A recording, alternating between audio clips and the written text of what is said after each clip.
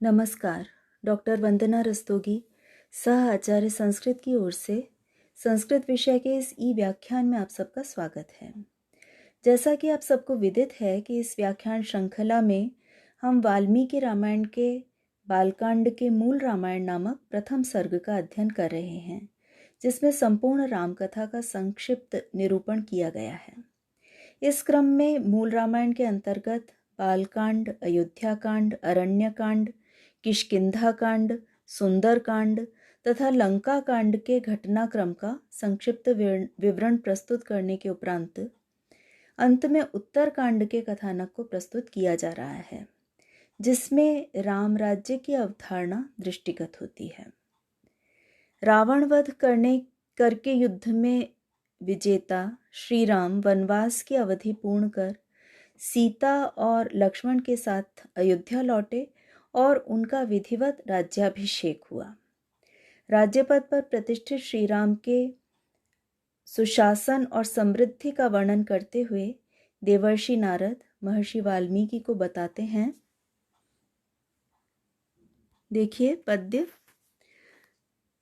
प्रहृष्टमुदितो लोकस्तुष्टः पुष्टः सुधार्मिकः निरामयो ह्यरोगश्च दुर्भिक्ष भयवर्जितः। अन्वय इस प्रकार है।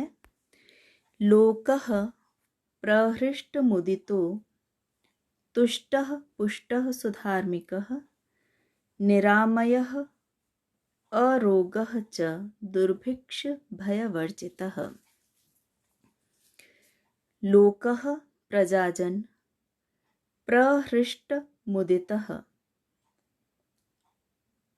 प्रकृष्ट रूप से अत्यंत हर्षित और मुदित, तुष्टः संतुष्ट, पुष्टः पोषण से युक्त परिपुष्ट, सुधार्मिकः अच्छे धार्मिक, अच्छे धर्म पालन में लगे हुए, निरामयः आमय से रहित, नास्ति आमयः यस्य सः निरामयः आमय से रहित, अरोगः नास्ति रोगो यस्य सः अरोगः रोग से रहित, दुर्भिक्ष अकाल के, भयवर्जितः भय से रहित। इस पद्य के अनुसार श्री राम के राज्य में श्री राम के राजा बन जाने पर समस्त प्रजाजन परम प्रसन्न हैं, संतुष्ट हैं, परिपुष्ट हैं, उपयुक्त पोषण से युक्त हैं, सुधार्मिकः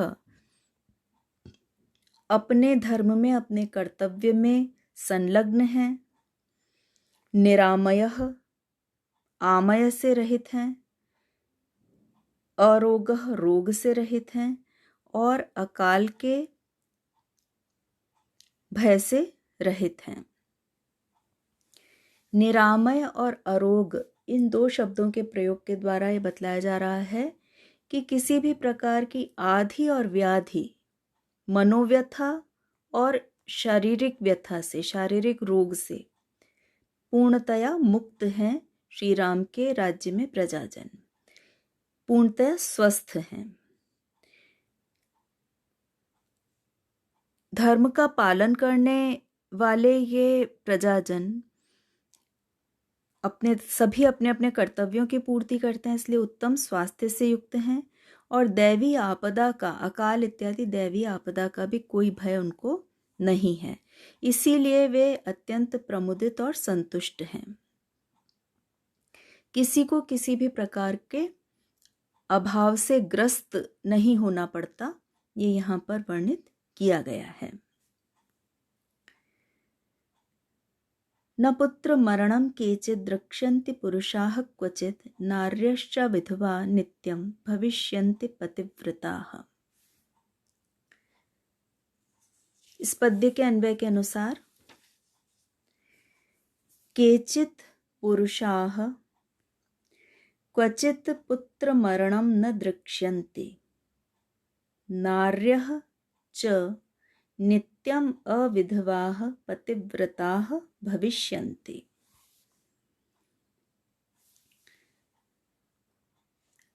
राम के सुव्यवस्थित शासन में ये कहा जा रहा है कि केचित पुरुषाः, कोई भी पुरुष, क्वचित कहीं भी, पुत्र मरणम, अपने पुत्र की मृत्यु, अपने संतान की मृत्यु, न दृक्ष्यन्ति, नहीं देखेंगे। नार्यः, और नारियां भी, स्त्रियां भी, नित्यम सदैव, अविधवाः, वैधव्य से रहित या सौभाग्यवती, पतिव्रताः, और पतिव्रत धर्म का पालन करने वाली, भविष्यन्ति, होंगी, बनेंगी। यहाँ दृक्ष्यन्ति और भविष्यन्ति दोनों ही पदों में भविष्य काल का प्रयोग किया जा रहा है।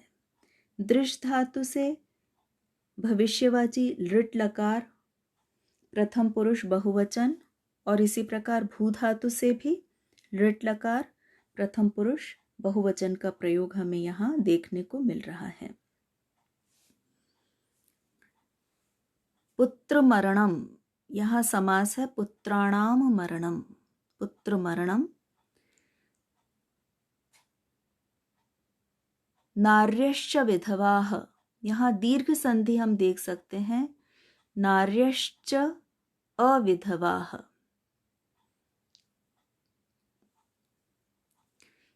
इस पद्य में इससे पूर्व के पद्य से जोड़ते हुए हम इसके अर्थ को स्पष्ट कर सकते हैं कि राम राज्य में प्रजाजन सुधार्मिक हैं, अपने अपने कर्तव्यों का पालन करने वाले हैं, निरामय हैं, अरोग हैं, रोग मुक्त हैं, पूर्णतः स्वस्थ हैं, संतुष्ट हैं, प्रसन्न हैं।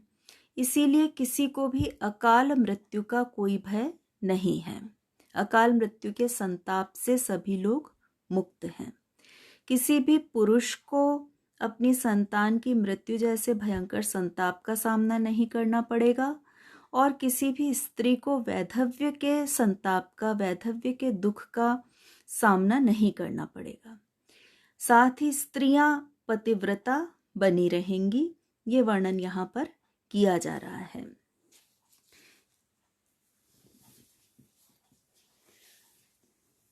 अगला पद्य है,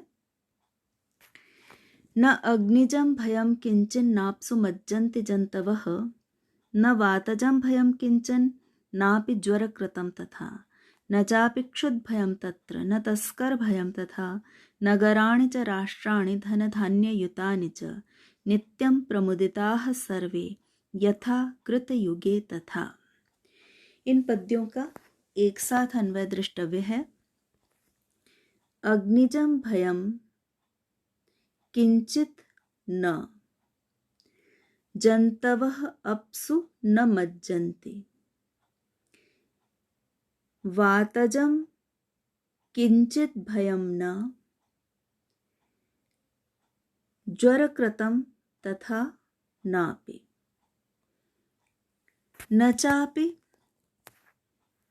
तत्र क्षुद्भयं न च अपि, तथा न तस्कर भयं, नगराणि राष्ट्राणि च धनधान्ययुतानि च, यथा कृतयुगे तथा सर्वे नित्यं प्रमुदिताः। तत्र, वहाँ, उस राम राज्य में, किंचित, कोई, अग्निजम, अग्नि से उत्पन्न होने वाला, भयम न, भय नहीं है, न और न ही, अप्सु जल में, जंतवः प्राणी, मज्जन्ति डूबते हैं।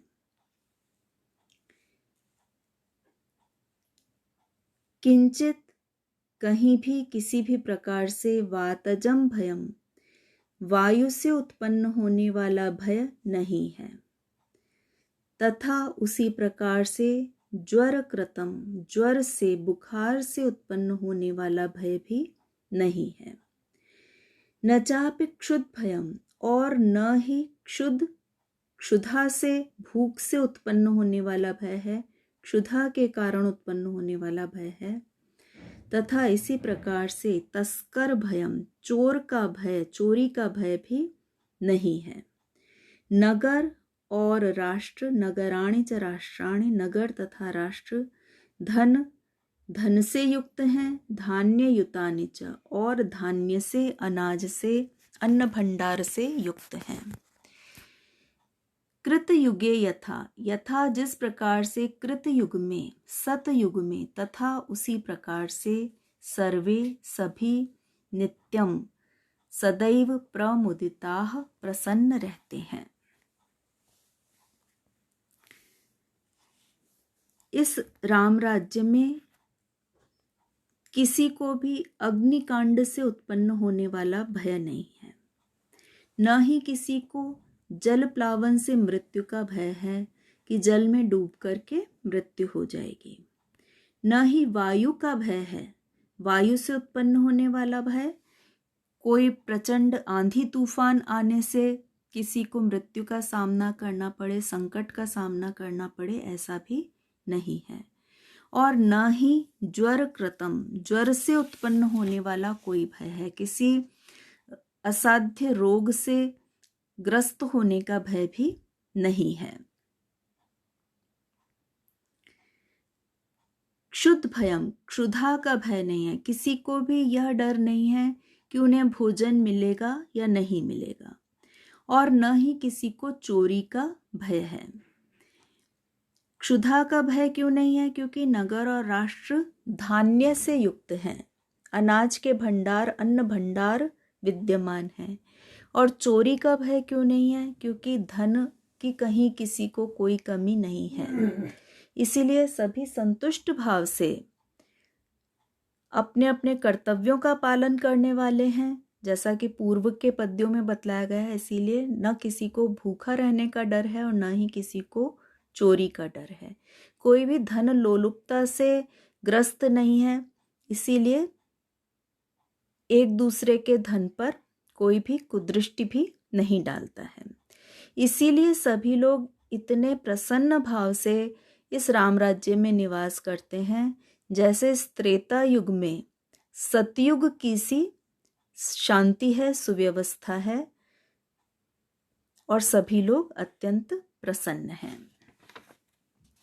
यहाँ अग्नि, जल, वायु, इन सभी प्राकृतिक तत्वों की अनुकूलता बतलाई जा रही है। इससे ज्ञात होता है कि उस समय में किसी प्रकार का कोई प्राकृतिक असंतुलन नहीं था, क्योंकि सभी अपने कर्तव्यों की पूर्ति करते थे।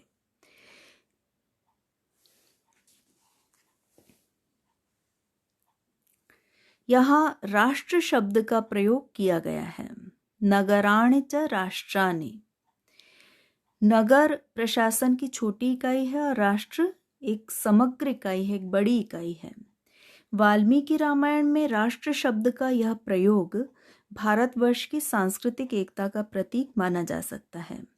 अयोध्या से लंका तक, अयोध्या जहाँ राम का राज्य है, वहाँ से लंका तक, जहाँ तक के यात्रा करके लंका को राम ने युद्ध में जीता है, वहाँ तक एक ही राष्ट्र है। और राष्ट्रीयता की यह भावना राम राज्य का एक अत्यंत उल्लेखनीय पक्ष है, जिसका वाल्मीकि रामायण में हमें प्रस्तुतिकरण देखने को मिलता है।